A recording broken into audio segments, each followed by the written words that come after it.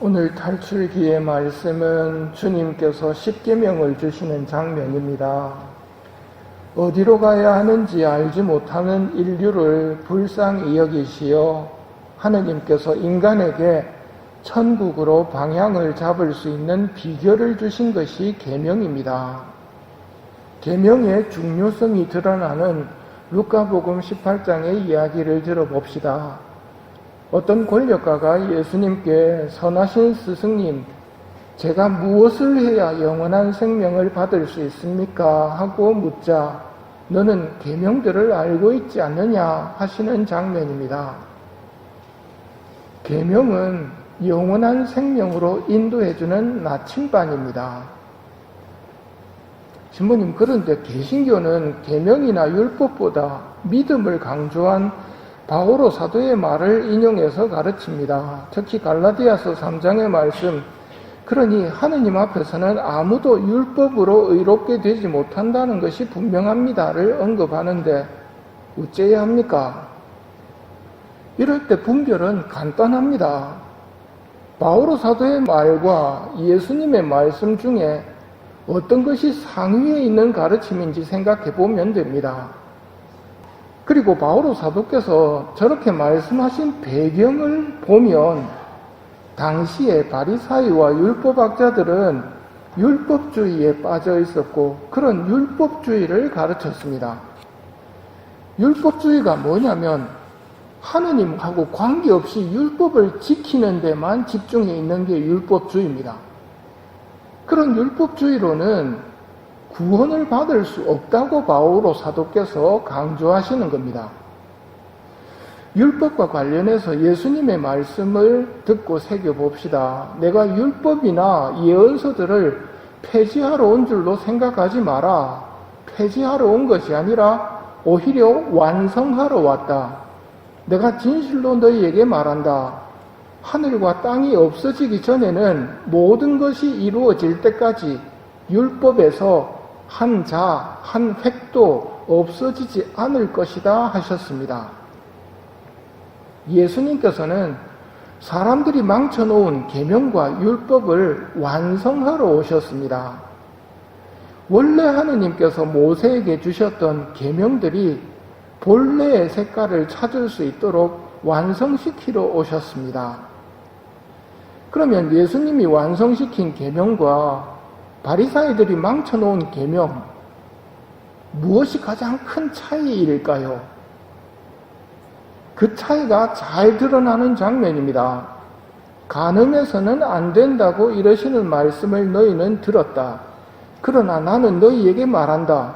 음욕을 품고 여자를 바라보는 자는 누구나 이미 마음으로 그 여자와 간음한 것이다.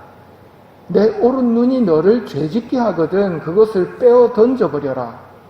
온 몸이 지옥에 던져지는 것보다 지체 하나를 잃는 것이 낫다. 또 내 오른손이 너를 죄짓게 하거든 그것을 잘라 던져버려라. 온 몸이 지옥에 던져지는 것보다 지체 하나를 잃는 것이 낫다. 이 말씀이 바리사이와 가장 차이가 나는 예수님의 가르침입니다. 예수님의 가르침은 보이지 않는 것이 중요하다고 강조하십니다. 사람들은 간음이 드러나지 않으면 간음하지 않은 것처럼 행동하지만 속마음을 보시는 하느님께는 그게 통하지 않는다는 말입니다. 사람을 속이는 얄팍한 마음으로 계명을 지키려다가는 정작 영원한 세상을 잃게 된다고 가르치십니다. 영원한 세상인 지옥의 고통을 안다면 죄가 얼마나 지독한 것이고 그 죄를 짓기보다는 눈을 빼어 던지고 손을 잘라 던지는 것이 더 낫다고 가르치십니다.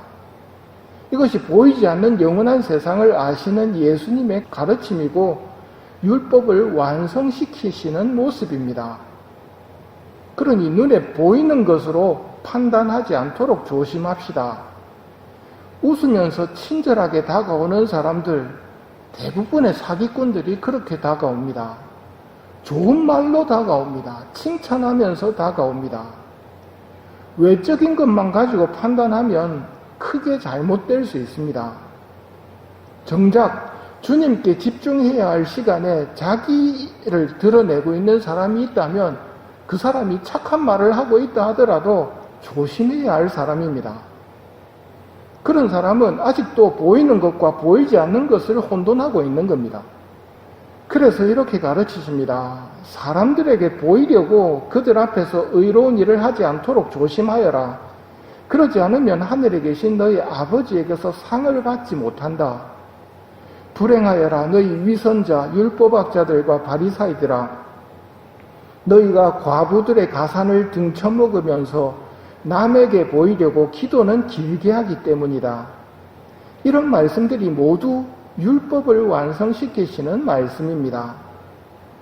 하느님께서는 마음을 보십니다. 속마음을 보십니다.